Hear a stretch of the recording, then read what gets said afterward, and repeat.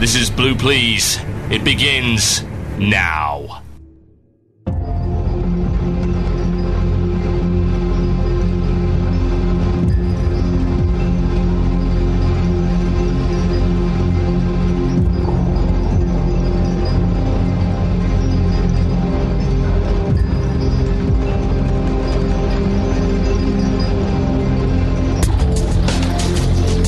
Yes, indeed, folks. Welcome, I suppose. Yes, to Blue Please here on SignalBit.com with myself, Total Biscuit. The date today is the 18th of June, 2010. It is 8 p.m. British summertime. It is 3 p.m. in the east of the United States. It is 9 p.m. in the evening over in, well, Central European summertime, I believe. And you're listening to the most vitriol-stoked and, quite frankly, angry show on the internet. Yes, indeed. This is Blue Please, and I have a lot of content this week. You can always rely on Blizzard to do something absolutely disastrous, just when I need it most.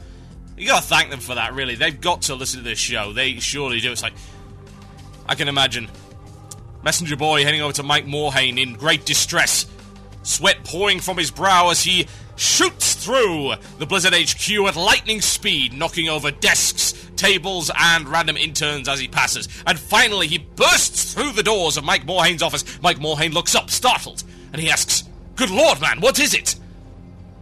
He catches his breath for a moment, panting. Sweat drips on the floor.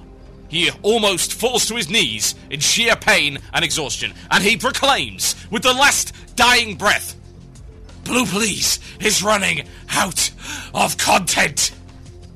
Mike Morhaime says, "Good God, man, how can this be?" "I don't know, but here, tell my wife and children that..." Yes, out of the way. "We must do something completely awful." What can we do? Well, we could announce Wrath of the Lich King 2, Lich Kingia. Or we could take out the two best features from Cataclysm just mere months before release. That shall give him the content he needs, and that shall elevate the show back to its rightful place as the most angry and vitriolic WoW show on the internet. And so the day was saved, and thank you, Mr. Mike Morhaime, for completely f***ing everything up. We'll be talking about that a little bit later on in the show, shall we? Yes, quite. Dear God in heaven, what are they doing? What are they thinking? Oh, yes. You didn't want those features anyway. You know those ones that were really high up the list of features and that everyone got really excited about and that you spent ages and ages talking about at BlizzCon and that everyone was asking loads of questions about and that always had threads on the forums. There was all this great speculation and all the articles on Wowhead and MMO Champion and all the other good rating sites. You know those features? You didn't want them anyway. No, you didn't want them. Absolutely not. But it's okay, guys. We've got to bring the dance studio back. They're not even going to actually do that, just FYI. So those of you hoping for the dance studio, well, two of you, no. What? Oh my God. Just as I am getting a modicum of faith back in this cult, just a tiny piece, they have to snatch it away. Talk about that a little bit later in the show, ladies and gents. Big rundown of MMO Champion and Wowhead. We're going through that in great detail. I'll be telling you why it's a complete freaking disaster. Also, coming up later on in the show, my second attempt to leave World of Warcraft. This one will be marginally more successful. Popular demand, and now that I have my internet connection back, this will be a live streaming video feature. So, there is a video channel that I have set up for Shoutcraft that I'm also going to use for this. All you need to do to access this video feature, if you're listening live, then you'll need to go to tinyurl.com/shoutcraft2. That's tinyurl.com/shoutcraft2. I will be streaming the feature all the way over there, so you can go check that out. What I will also say is that if you are listening via archive, this will be available as a video on demand that you can play whenever the hell you want. Yes, indeed. What I would also suggest is that you do not click on Lorxor's link in the channel. FYI, just stick them on ignore, and you will be absolutely sorted out. No problem at all. Wouldn't recommend it. Anyway. Yes, indeed. tinyurl.com/shoutcraft2 is where you need to go for that. hang around in there, and that will be happening at the end of the show. I will let you know when it's going on. There'll be a brief transitionary period whereby we go over there and I will show you around the latest MMO in my quest to leave WoW, which is Dungeons & Dragons Online. Yes, indeed. So, on we go, shall we, ladies and gentlemen? Couple of announcements.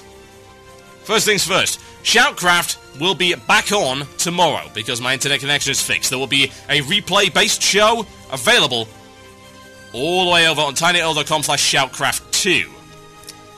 Second announcement.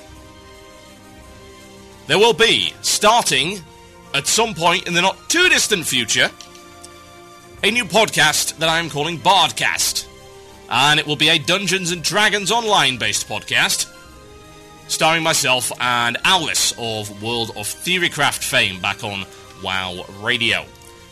That will be happening at some point in the not-too-distant future. I don't really know when, but we're going to get it all sorted out, so yes. Bardcast, DDO podcast, that'll be going on in probably the next month or so. So there you go. Right. Without further ado, ladies and gentlemen, it is time for this. That sounds like it's mail time. Here's the mail. It never fails. It makes me want to wag my tail. When it comes, I want to wail.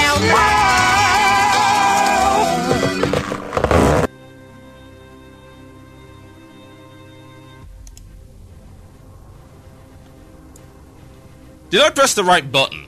Did I? I can't recall. Let's play it again, just in case. that sounds like it's mail time. Here's the mail. It never fails. It makes me want to wag my tail. When it comes, I want to wail. So good we named it twice, ladies and gents. Time to delve into the mailbag, I think. Yes, I've infuriated half the channel. Excellent. Plan is working as intended. Head over to mailbag, see what we have to say. Start with this one. This is a good one. This is from Roski on Aloon, and he says this: Hi, TB. A journalism professor once told me that every company wastes half of their advertising money. The problem being no one knows which half is wasted. Look at the beautiful new SC2 commercial versus the lame Night Elf Mohawk promotion out there. I can tell you which half Blizz has been wasting. The first Mr. T ad was fun, but the ones now can really just bite me. This goes doubly so when you count the in-game Mohawk grenade, which to my knowledge has never made someone want to resubscribe. But has made me take 2-week WoW vacations before. Seems to me that ad spending could be better used towards development resources. StarCraft 2 advertising, or at least saved up for a better ad campaign to be shown once Cataclysm comes out. On the other hand, they do seem to be bleeding subscribers and likely won't stop until near Cataclysm. Should WoW even be advertising to anyone right now, given the lack of new content? If so, how can it be done better? Okay. Interesting. Well, to be honest, the fact that they repeated that again would indicate that it worked fairly well. I mean, they must have some kind of metrics to give them an indication as to how effective that campaign was. I mean, bear in mind, of course, correlation doesn't equal causation, and stuff like television advertising is very imprecise, and you can't track it like a banner, for instance. But you can get a correlation and say, wait, we ran a campaign during this time, and this is what happened to our subscriber base. Did it go up? Did it go down? One of the factors that you have to bear in mind is, well, that, let's be honest. So, did it work? Well, it obviously did, because otherwise they wouldn't have gotten him back for a second one. They wouldn't have run the promotion a second time. It has to have worked to some degree, surely. And if it didn't, then why would they do it again? Now, I don't know what kind of appeal this has, or what sort of area they're going for here, but it obviously works. Now, as to whether or not you should be ploughing that into development resources, you never really get into a situation where a company spends all of its money on advertising and then doesn't develop the product. I understand that players do, absolutely, want more resources dedicated to development as opposed to dedicated to advertising and marketing, but at the end of the day, you are dealing with a company, and that company does have to market, especially when the population is stagnating. You got to bring in the new players. Now, if they were looking for the sort of bizarre kitsch market, then I think they hit that on the head fairly well. You know, the whole Mr. T appeal, the whole Mohawk grenades, you know, they're stupid. I mean, the whole thing, it's a forced meme, and it never got anywhere. But it was viral on the internet to a certain degree, which did help, and it also worked fairly well on television. Fairly short spot. It's ridiculous. It's just ridiculous enough to actually get them the attention they're looking for. So, should they have spent it on something like StarCraft 2 advertising? Maybe, maybe not. I mean, let me be honest here, the StarCraft 2 advert showed me absolutely nothing. And the no gameplay footage, no indication of what the game's going to be about. It was just a little bit of CGI, which was nice, don't get me wrong, but it also served no practical purpose. I wouldn't honestly blame them for advertising and using the campaign twice if it worked the first time. It just makes sense. Right, let's see what else we have here. Here's one. Hey TB, this is Akmond of Doomhammer EU, coming forth with an idea for innovative questing, so to speak. Imagine this, a quest which spans across an entire continent, going from the smaller level areas to the higher, to scale the difficulty with the level of the player and the zone. Along the way, there will be certain obstacles, for example, getting to a certain level of reputation with a certain faction, or obtaining a specific item to make the experience a little more diverse. I use Northrend as an example. You start the quest in either Highland Fjord or Borean Tundra. From there, you do some quests to get yourself started. As you progress, the quests get harder, beyond solo content, and more challenging. After the starting zone, you would have to go to Dragonblight, continue the quest line, and so on, until you get to Icecrown, where the quests start revolving around the main plot of the expansion, in this case, the Lich King. You'll get some rewards along the way, and in the end, it might lead you to having to kill a boss in one of the first raid instances. You can receive an epic item at the end of your chain, getting you started with the gathering of epics. I think that after a certain point in a quest chain, you get more compelled to complete it, because you spent so much time to do it. Also, the promise of an epic reward at the end might be a good way of getting people enthused and wanting to complete it. What are your thoughts on the matter? Well, it's funny that you should mention epic there, an epic quest, because there is a game that's already done that. It's called Lord of the Rings Online. Lotro has a set of things called epic quests. And the thing about the Epic Quest series is that it's good. And I'm honestly surprised that it hasn't been done already. It's a good feature to rip off Lord of the Rings Online. It's one of its better features. I mean, Lotro is a great game, but it's also very similar to WoW. It does have some things that are better. The crafting system, for instance. Some of the PvE content is better as well. There's a little bit more diversity in classes, for instance. And one of the good things is, again, this Epic Quest series, that it's sort of personalised to you. I mean, it's sort of class-dependent. It's not necessarily personalised per se, but it does give you a hook into the story in a way that normal questing doesn't. It's good.